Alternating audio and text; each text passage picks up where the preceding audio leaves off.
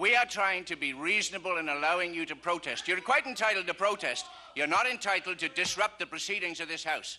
Now make that quite clear.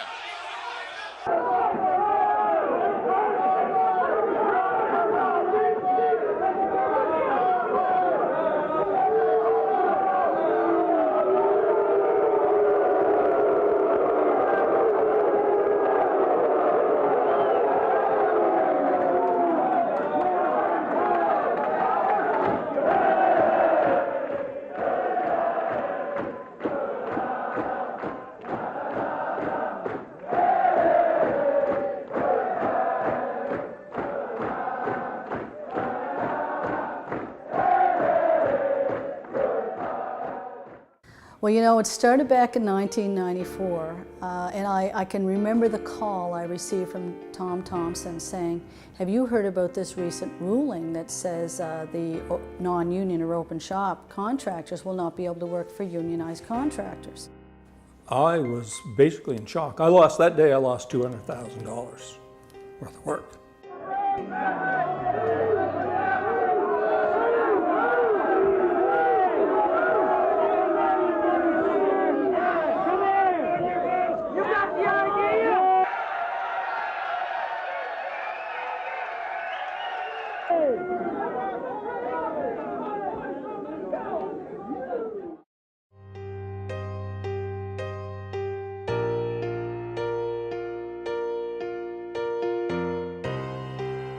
Steen decision was a decision brought down by the courts, and it determined that if a shop was a union shop and the general contractor was a union general, that everybody that worked for him had to be unionized.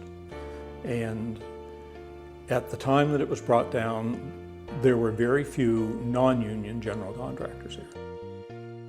We started a very long year going into '95 trying to get this reversed. We met many roadblocks, but at the end of the day, you know, it was about common sense. We actually had unionized general contractors supporting us. The reason being, the open shop or non-union contractors were coming in from out of province and taking their work, because they could take the open shop price or the union price, whichever was lower, whereas our local contractors had to take only union. So at the end of the day, they realized this decision not only affected us, but it was taking away their livelihood. We were holding meetings, and I think Merit Alberta found out that this was coming down. They offered us any support, not financially, but any support that we needed, because they had gone through the same thing. And then we had a bit of a direction, and we knew what we had to do and where we had to go, and then it was a year's fighting and meetings right from Truro to Yarmouth, both on the South Shore and the Valley side, meeting with all kinds of contractors in every little spot that we could find. Merit Contractors is an organization that started in Alberta in 1986. And it's evolved over the years. We represent 8 provinces across Canada with associations of merit contractor associations established in 8 provinces. We represent 55,000 to 60,000 employees through 3,500 employers. Through those employer groups, we do advocacy on behalf of open shop employers. We have established affinity programs, benefit programs, apprenticeship programs, training programs, industry recognized training programs for the open shop sector. We are recognized as the voice of the open shop over the years, right across Canada.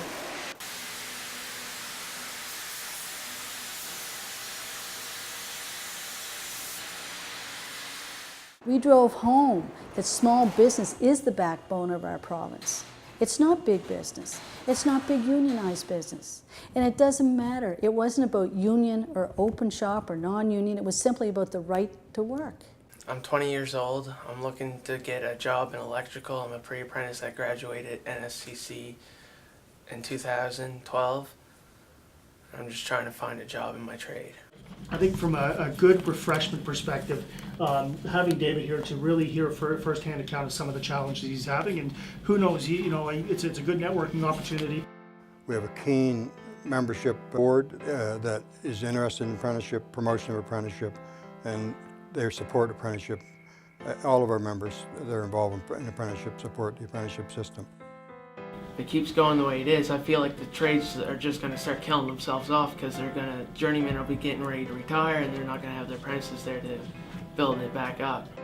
There are people out there that are working, trying to get all the different avenues in place for young people like you to get into the trade because we need you. I mean, the bottom line is we're failing without you and you're failing without us. Merit's whole idea is that you are rewarded according to your merit, your ability. You know, and people have to remember in business, your employees are your front line.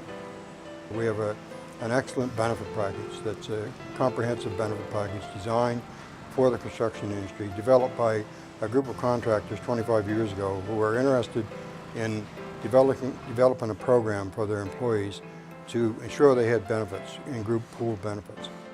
As an individual, it covers my dental, it covers my medical benefits. I haven't had to pay for a lot of things this past 2 years that they've all covered, including not a workplace injury, but had a sore back and didn't have to pay a single cent for it. Went in, took care of it, and that was it. They also do other things on the retail side. I can go to different companies. They have discount programs there. So for work clothes, boots, stuff like that, everything that helps as a young professional coming up that I don't have 20 years of banking money under my belt. Every little penny helps. So they really take care of a lot of different things, and they really are for the apprentices and the business owners, I think.